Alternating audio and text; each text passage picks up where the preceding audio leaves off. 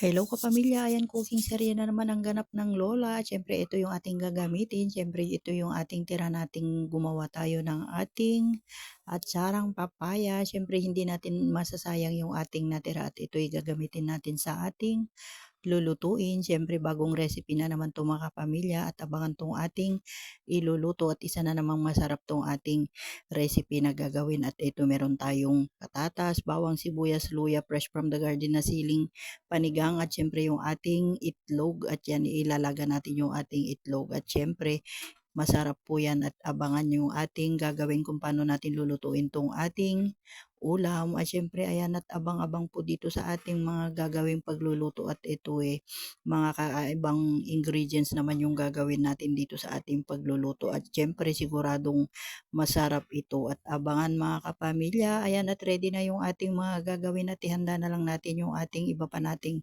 kakailanganin. At siyempre meron tayong wings mga kapamilya, yan po yung ating gagamitin at ito yung part na magandang iluto dito sa ating lulutuin at ito yung ating kakailanganin at siyempre ayan yung ating hinahanda at maggagawa muna tayo ng ating mga ingredients para mai-prepare na natin lahat at yan abangan yung ating pagluluto at ito kaabang-abang tong ating lulutuin mga kapamilya at masarap ito at hahaluan natin yung ating mga tira. Siyempre inilaga na muna natin tong ating itlog na gagamitin habang tayo nagpe-prepare ng ating mga kailangan sa ating pagluluto.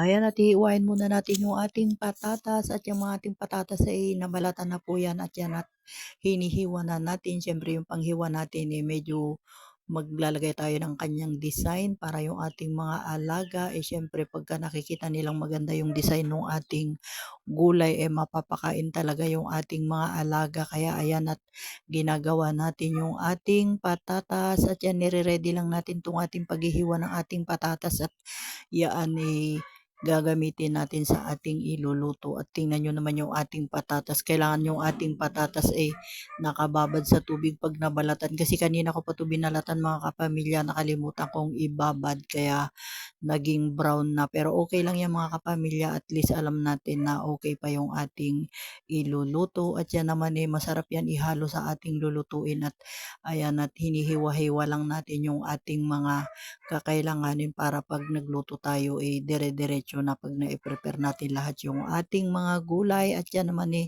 ni-ready na natin para sa ating pagluluto para mabilis na tayong magluto at yan ihahanda na natin. At syempre yung ating siling green mga kapamilya, fresh from the garden at hihiwain natin. At yan yung ating gagamitin mga kapamilya at hiwain lang muna natin itong ating mga kakailanganin para yung ating pagluluto maihanda na at yan yung ating pinitas kanina sa ating garden at yan naman laking pakinabang pagka may mga tanim tayo at syempre hindi na tayo bumibili kaya yan ang kagandahan pag may mga naitanim tayo pagka may kailangan tayong pag sa pagluluto meron tayong makukuha o maha-harvest kaya ayan at yung ating naitanim nakapag-harvest na tayo at yan ihahalo natin sa ating lulutuin mga kapamilya at ito naman yung ating bawang. Siyempre nahiwa na natin yung ating bawang sa sibuyas at ito yung ating gagamitin at yan piniprepare na natin para magsimula na tayong magluto kapamilya at yan hiniwa na natin yung ating bawang ayan at i-ready na natin para tayo makapagluto ng ating ulam at yan naman mabilis lang itong ihanda mga kapamilya at yan masarap tong ating lulutuin.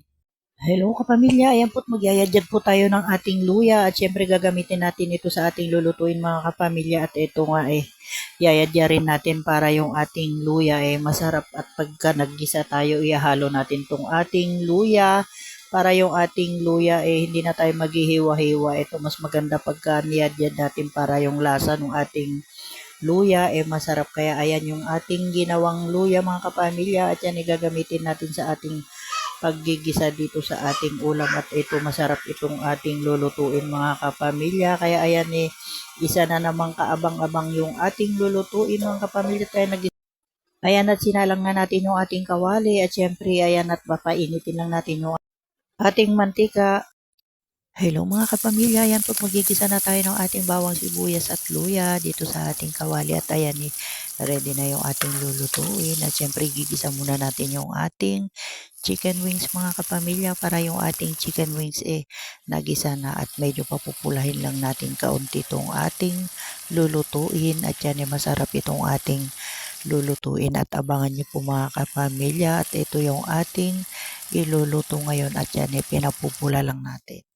Ayan at mapula na yung ating manok at syempre ilalagay na natin yung ating papaya. Ayan yung ating papayang natira nung nakaraan at syempre ihalo natin dito sa ating lulutuin at ito ay napakasarap ito mga kapamilya. Kaya ito ay ating niluluto at ito gustong gusto nung ating mga alaga. Kaya ayan ang ating tanghalian. Ayan at ready na yung ating mga niluluto para yung ating mga alaga mamaya pagdating nila makakakain na sila at syempre gustong gusto nila ito mga kapamilya pagka ito yung ating niluto. Kaya ayan ang ating tanghalian at yan ready na yung ating niluluto at syempre ayan napakabilis lang. Ayan mga kapamilya, nailagay na po natin yung ating papaya, syempre yung ating patatas at nilagay na rin natin para yung ating niluluto ay masarap at naku ay siguradong eto mapapa-extra rice kayo mga kapamilya. At syempre, nagdagdag din tayo ng ating fresh from the garden na siling green mga kapamilya. At ito pangpasarap dito sa ating niluto. At itong sili natin, hindi naman siya gaanong maanghang. At ayan masarap. Kaya ayan yan yung ating niluluto. At yan, pinakuluan na lang natin at tayo magtitimpla na dito sa ating niluto. At yan nako ready to eat na ang ating.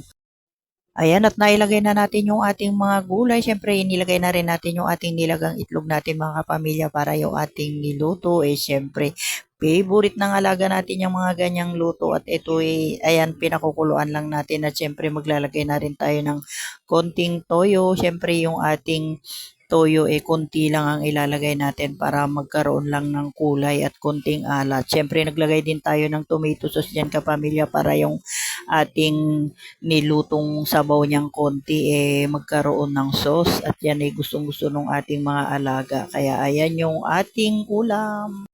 Ayan, natuto na yung ating tanghalian at ayan, ready to eat na po tayo. Tingnan nyo po yung ating niluto at naku, mapapatakam na naman tayo dito, lalo na yung ating mga alaga. At yan gustong-gusto nila ito mga kapamilya. Siyempre, pagka ang ulam natin may sauce yan ang gustong-gusto nila. Tingnan nyo itong ating niluto kapamilya. At ayan extra rice na naman sigurado ang ating kanin. At tingnan nyo naman at naku siguradong matatakam tong mga alaga natin dito sa ating niluto. At ito gustong-gusto nila. Kaya ayan at kain na po tayo mga kapamilya. Ayan ready na po yung ating tanghalian at ito napakasarap at mabilis lang natin itong niluto. Kaya yung ating mga alaga ihahanda na natin yung kanilang pagkain para mamaya pagdating nila makakakain na sila. Kaya ayan yung ating ulam. Isa na namang masarap na tanghalian ng ating ulam.